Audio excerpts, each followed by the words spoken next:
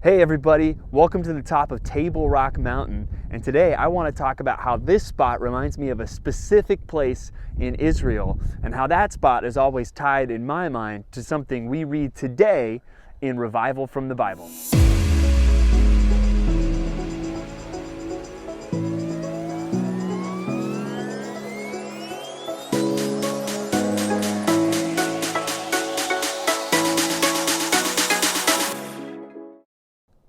So I really hope within the next couple years at this church we can organize a trip where we'll get a group of us and we will fly over to Israel and spend about 10 days over there, touring the Holy Land, walking where Jesus walked, soaking up the biblical history. And one of my favorite stops that we take on that trip is to a place called Masada.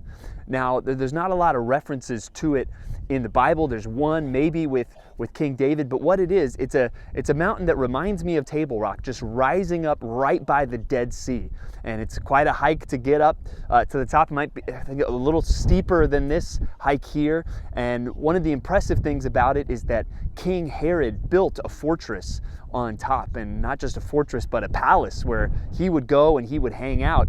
And it's most famously known for being the last stand in the first Jewish revolt slightly after 70 AD, after Jerusalem was destroyed.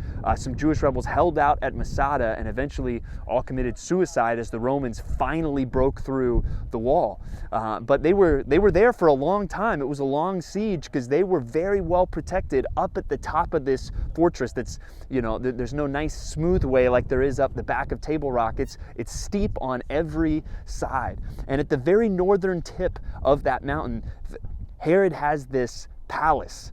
And I remember the first time I was there, being up there and just standing up there and looking down, and you feel so far above everything. You can even see the ruins of the old Roman camps, and you're thinking, man, I feel so protected up here. That feels so distant and so far away.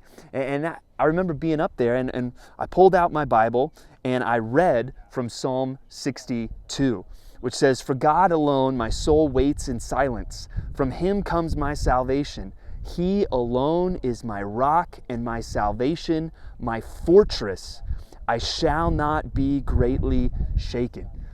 I love that picture of my rock and my fortress, being up there, elevated in this ancient fortress, looking down and saying, man, everything feels so far away. Now, I know Roman armies are not encamping around you today, but there's trials in all of our lives. But when we trust in God, as it says later in that psalm, when we wait for him, when we pour out our hearts to him, we should feel like we are in that fortress, like we are elevated, protected in God, looking down on the troubles around us. And maybe you'll think about that next time you come up to Table Rock, and hopefully I'll be standing at the top of Masada with you, some of you at least within a couple years, reading that passage at that place. And don't worry, there are cable cars you can take to the top. Funny story, one time I went there with another pastor from our sending church, and on the bus ride on the way there, he joked, "Oh, Pastor Ben's going to be leading a group up to the top,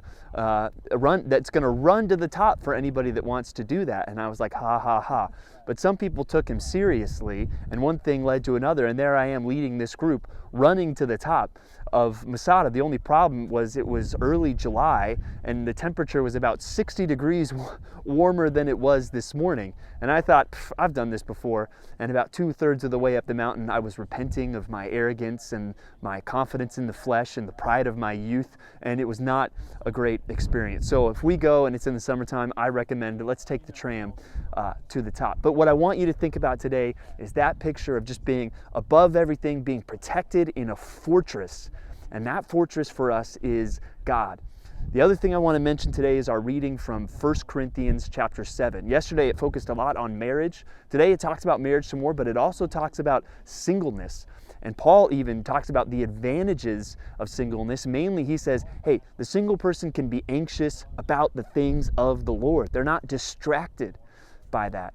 And I want to encourage those of you that are watching that may be single, and I don't know if hey, I know there's two kinds of people, those that are single and hey, they love it, and those that are single and they hate it and they don't want to be single. But whatever the case may be for you, I would encourage you, use this season in your life, whether it lasts for a long time and you like it, or whether it's almost over and you don't like it.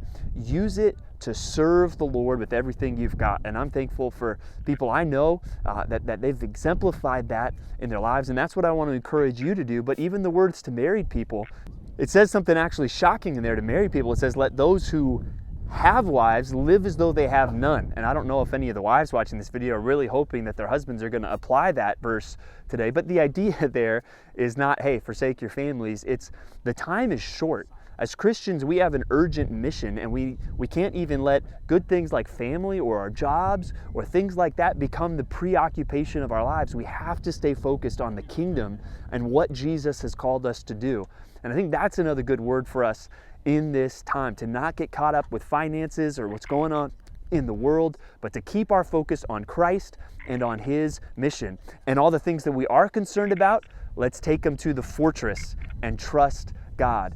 And I don't know if you can hear it, but there's like a frog croaking in a crack up here at the top of Table Rock. So you never know what's going to happen when you're filming Revival from the Bible, but I hope today has encouraged you, and we'll hopefully see you tomorrow, whether online or in person, for our church service, and hopefully a lot of you for our drive-in communion service tomorrow afternoon. We'll see you then.